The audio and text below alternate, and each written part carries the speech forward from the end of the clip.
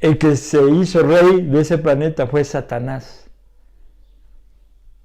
Y Adán y Eva fueron esclavos, aunque después se arrepintieron. Hola, soy José Luis Álvarez Rodríguez, pastor. Hoy quiero compartir con ustedes el diezmo. Quiero leer la porción que viene en Malaquías 3:6. Porque yo Jehová no cambio. Por esto, hijos de Jacob, no habéis sido consumidos. Desde los días de vuestros padres os habéis apartado de mis leyes y no las guardasteis. Volveos a mí y yo me volveré a vosotros, ha dicho Jehová de los ejércitos. Mas dijiste, ¿en qué hemos de volvernos? ¿Robará el hombre a Dios? Pues vosotros me habéis robado y dijisteis, ¿en qué te hemos robado? En vuestros diezmos y ofrendas. Malditos sois con maldición, porque vosotros, la nación toda, me habéis robado. Traed los diezmos al alfolí, y hay alimento en mi casa, y probadme ahora en esto, dice Jehová de los ejércitos. Si no os abriré las ventanas de los cielos, y derramaré sobre vosotros bendición, hasta que sobreabunde. Reprenderé también por vosotros al devorador, y no os destruirá el fruto de la tierra. Ni vuestra vid en el campo será estéril, dice Jehová de los ejércitos. Y todas las naciones os dirán, bienaventurados, porque seréis tierra deseable, dice Jehová de los ejércitos. Aquí muchas personas me han comentado que esto es para los judíos, solamente para el pueblo escogido de Dios. Y yo les digo que no, porque en el Antiguo Testamento hay gente judía y hay gente no judía. Por ejemplo, Adán y Eva no eran judíos. ¿Sí? Noé no era judío. Abraham no era judío. ¿Cuándo comenzaron los judíos o el pueblo de Dios escogido? Con las 12 tribus. Entonces aquí dice, porque yo Jehová no cambio. Por esto, hijos de Jacob. ¿Quiénes son los hijos de Jacob? Los judíos. Y yo pregunto, ¿de dónde viene la salvación? De los judíos. ¿Por qué? Porque nuestro Señor Jesucristo nació en ese pueblo escogido que Él escogió y nació en la tribu de Judá. Entonces, ¿nosotros cómo nos llama la Biblia? Que fuimos adoptados, o sea, somos judíos. Porque la salvación viene de los judíos. Jesucristo es judío. ¿Y a quién seguimos? A nuestro Padre Dios, que su Hijo nació como judío. Entonces le está hablando a los judíos y a los adoptados. ¿Sí? Entonces, si ustedes, bueno, algunos me han preguntado, ¿los 10 mandamientos no se los dio solamente a los judíos? Mi respuesta es no. Se los dio a la humanidad. Se los dio a Adán y Eva. O sea, los 10 mandamientos aparecen cuando el pueblo de Dios hace un pacto con Dios en el monte Sinaí y les da la ley, los 10 mandamientos. Pero esos 10 mandamientos ya se los había dado a Adán y a Eva en el huerto del Edén. Una pregunta, ¿esos 10 mandamientos de dónde vienen? De Dios. ¿Y Dios dónde está? ¿Dónde estaba antes de la creación? En el cielo. Entonces esos 10 mandamientos están vigentes en el cielo, están vigentes en la tierra. Si no, les preguntaría, ¿cómo fue que se le halló maldad a Satanás? ¿Con qué ley? Porque debe haber una ley. Cuando le dicen esta persona es culpable porque infringió la ley. Y así se le encontró a Satanás culpable porque infringió la ley. Quiso ser como Dios, se hizo igual a Dios. Sus contrataciones que eran mentiras, mintió a los ángeles de Dios y convenció a una tercera parte de esos ángeles. Entonces, ¿con qué ley se le halló maldad a Satanás, según Ezequiel? Pues con los 10 mandamientos. Entonces, ¿dónde estaban esos 10 mandamientos? En el arca. del cielo, no en el arca de los judíos. El arca de los judíos es una muestra del arca que Dios tiene en el tercer cielo.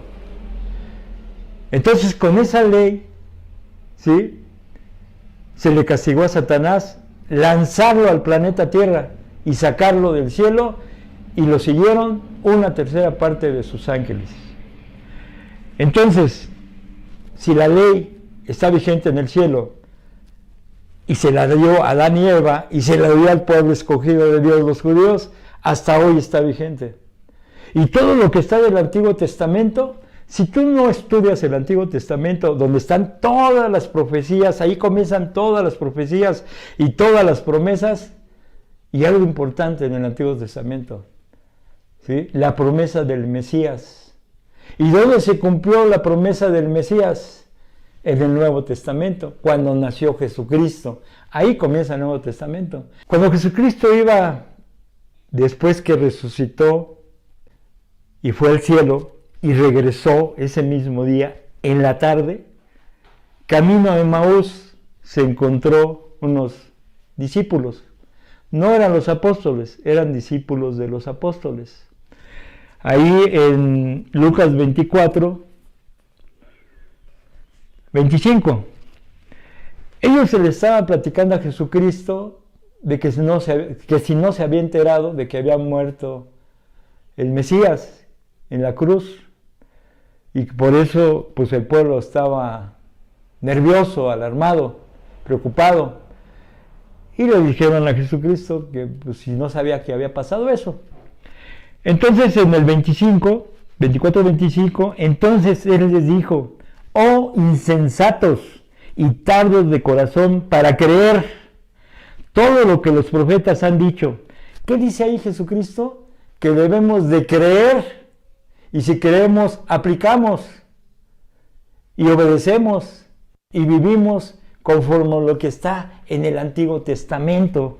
Por eso les dice insensatos, o sea, no sean tontos, sean inteligentes y tardos de corazón para creer todo lo que los profetas han dicho. Todos los libros de la Biblia son proféticos, todos. Por eso habla de profetas en plural.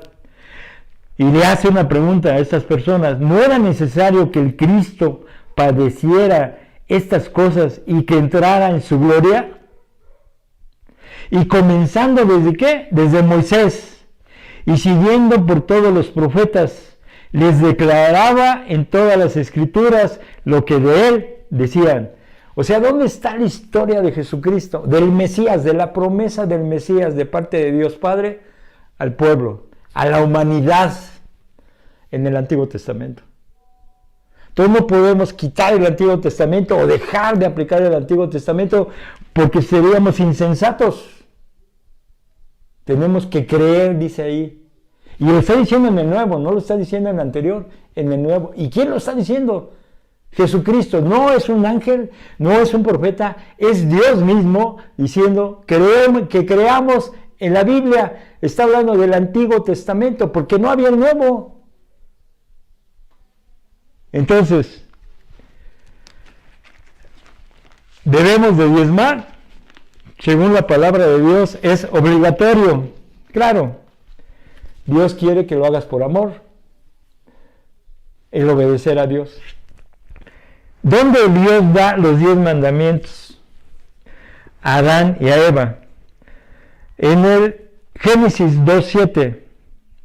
Mas del árbol de la ciencia, del bien y del mal, no comerás, porque el día que de él comieres, ciertamente morirás.